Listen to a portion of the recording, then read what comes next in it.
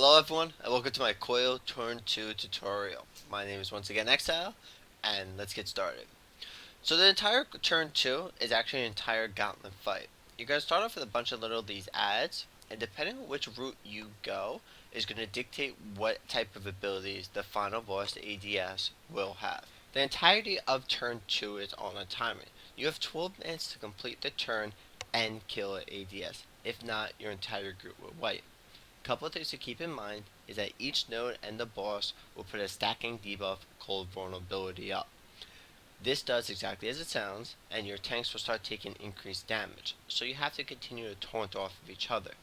We decide to do the first switch at 3, and every switch after as soon as the other tank's debuffs fall off. This allows a little leeway room because you can heal through 4, but it starts to get very hard to start healing through 5. We also position our tanks at a 90-degree angle with each other. This way your melee DPS continue to do their full rotation and is not hindered. During all this, each node will also cast something called high voltage, which needs to be silenced. You could choose to do this by a paladin. We usually allow the paladin that's not tanking to do this, or to have a bard rotation go if you have an extra bard or something like that to free up your tanks. Normally the tank that's not tanking is kind of just standing there auto attacking, so it's something for them to do. A few things to keep in mind as a tank is watch your other tank's animations. If you go to taunt as they're doing a Rage or Hellion, if they're a Paladin or certain other attacks as a Warrior, they're actually going to hold aggro and get an extra stack to 2. This is because your taunt will only give you one entity more than your opponent.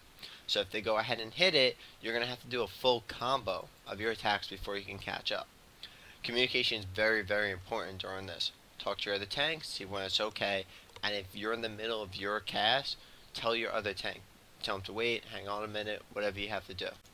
When silencing, the animation actually have to complete as well in order for the silence to take effect. So be very careful if you're starting to spam it during a huge combo or something like that, which is just another reason why we have our off tank do it, if nothing to worry about. The last little trick you could do as a tank is to actually put a focus target for your off tank. This will allow you to see how many stacks they have, when it's going to fall off, and you can actually judge how much threat you should do, because threat can be an issue in this fight. So now, as I was saying before, depending on what nodes you actually kill will dictate what type of abilities the boss will have. So we choose to go down the east side. By doing this, we're going to take off a huge chain lightning attack of the boss and fire waves, making the fight a lot easier for our group composition.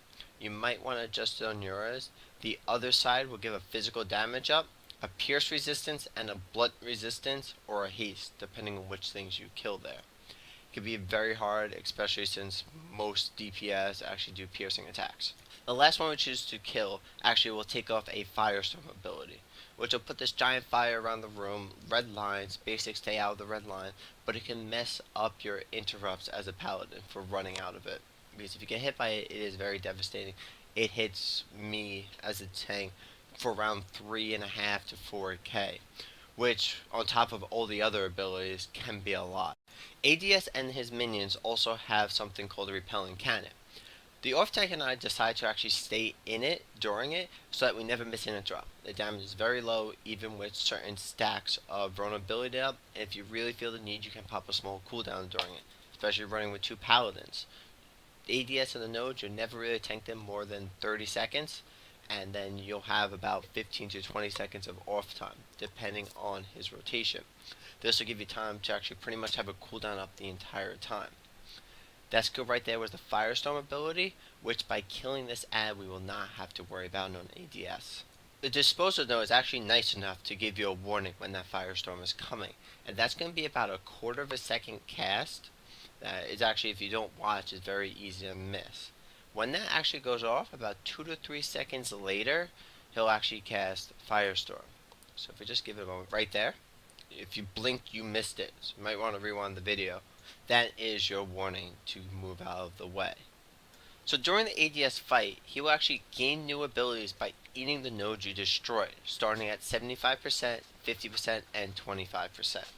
At 75%, his major mechanic, Agalon Rot, will begin. He'll actually eat the node and cast it. This is why we have numbers above all the healers and DPS of our group. is going to put a ticking down poison on one person. That poison has to be passed on to another member of the group before it ticks down to 0. If it does tick down to 0, it will instantly destroy your group. You have to have communication very open. The person he's going to choose will be completely random. And so we mark it so that no matter who gets it, we know where it's going. So if a tank gets it, we actually have one of the melee DPS pick it up off the tank. Make sure you do not get in front of the cone. Make sure you go a little bit behind or through the boss himself to pick it up. That DPS will then hold on to it till about 5 seconds are left. As soon as you pass it on, that person that had it actually gets an immunity from it. So that person cannot be passed on twice. So you cannot keep passing it off between two people. You want to pass the rot on with about 5 seconds left on your timer. The reason we have everything numbered is so you know exactly where you're going. If you're number 1 and you get it, you go to number 2 as soon as you reach 5 seconds. If you're 4, you go to 5 and etc. We actually have melee be the link between the two ends because they can move out, grab it, and go the other side without running through people. By passing on with 5 seconds remaining, you only need to have a 5-person rotation with this. If you get a little bit more, you can add in a melee. Try not to use a tank because they do not want to move ADS at all. After the first round of Agalon Rot, or the 5 people that are passing it off from each other do receive it, the next person, the last person in the chain to have it, could actually stand on top of the first person wherever you started the rotation. This is because as soon as the immunity is dropped, you'll pass it on. So you could stand there and continue DPSing or not and not have to worry about moving for those 30 seconds. So it's very important for communication on that first one. You want to know who has it, you want to know where they're going, and how much time is left. The only other new mechanic is going to be something called Piercing Laser. Very simply move out of it. It's that easy, nothing to it. He's going to continue to do the repelling cannons, which the tanks eat, while the melee run in and out, and you have to continue to interrupt high voltage with your silence rotation. At 50%, ADS will actually eat another node and start gaining void zones on the floor.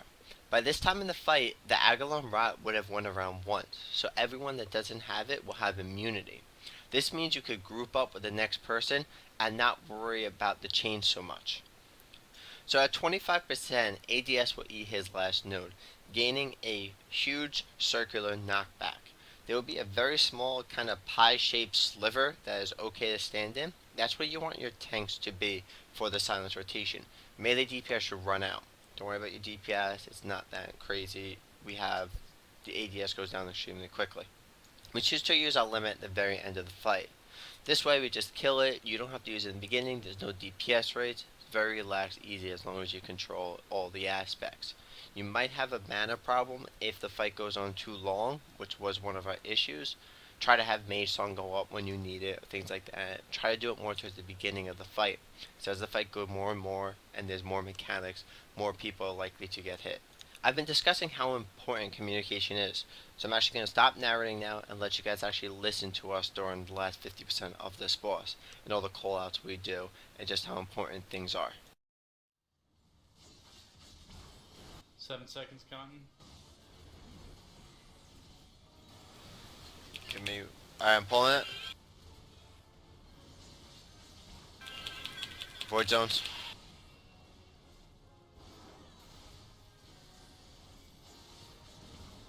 I have it.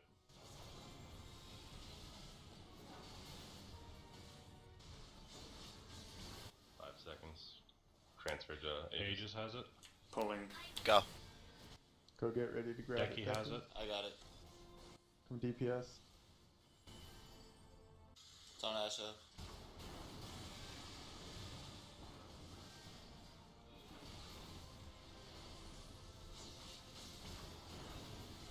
Sun Sour. Cotton's I down. have red. I'm pulling it, I'm pulling it. Look like Bean. I gotta bring it over to you, Nero, or somebody else. Yeah. There's nobody. I got Take it to a right now. transfer I now? got it Transferred. right now. Okay. I got it right now. 10 seconds.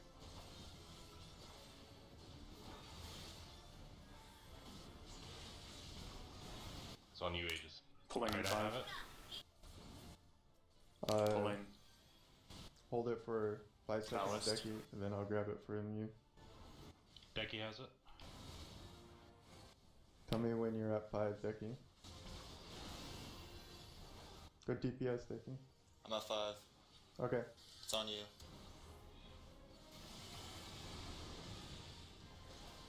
He's starting. Give it at 5, guys. I'm taking it. I'm taking it. Sour has it. Don't pass it till 5. I tell him at 7 and then he moves over. 7 seconds. Could need mana.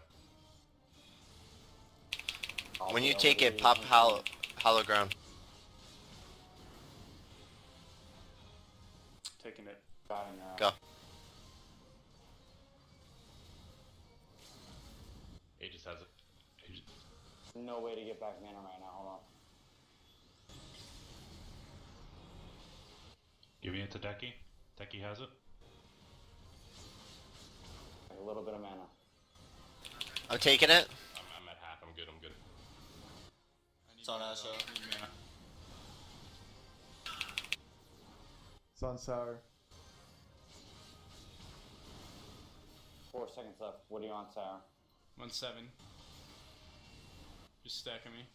Ballast. So it might have been a little boring to listen to and not have me yap all over it on top of it, but you guys get the idea. Mumble stays extremely my clear God, man. unless we're doing a call out or something like that, because communication is then important.